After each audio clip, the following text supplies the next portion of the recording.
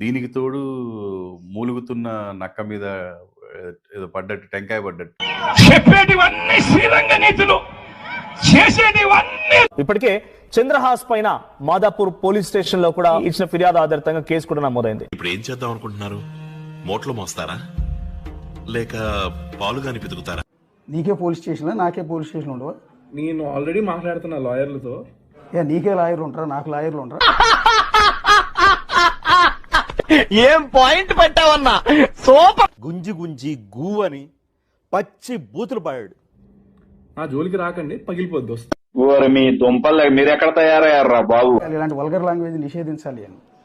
నీకు తెలుసా నువ్వు ఎంత తప్పు చేసావు? నా తప్పే లేకుండా నన్ను అన్నారు. సగం సగం పనులన్నీ హాఫ్ నాలెడ్జ్ తో చేయకుండా ఏం చేసిన ఎర్రరే అని బెదిరిస్తున్నావు. నీకుందిరా రే, నీకు నీ వయసు ఎంత, నీ అనుభవం ఎంత? ఇది పిచ్చి యాటిట్యూడ్ ఏమో. అంటే నాకు పిచ్చా? అవును, క్లియర్ గా ఉందిగా. నువ్వు నన్ను బెదిరిస్తావా? నేను మీడియాలోకి వచ్చినప్పుడు నువ్వు డైపర్లు వేసుకుంటూ తిరుగుతూ ఉండుంటావు.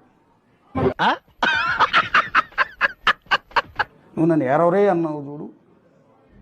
నీకుందిరా రే, నీకు తిట్టొద్దని చెప్పి నన్ను నాకు ఒక సజెస్ట్ చేసినందుకు కేసు పెట్టండి. నేను ఉరిది నమ్మితే నువ్వు చూసుకున్నట్టే నా ముఖాన్నే పడుతుంది ఆ ఎంగిలి.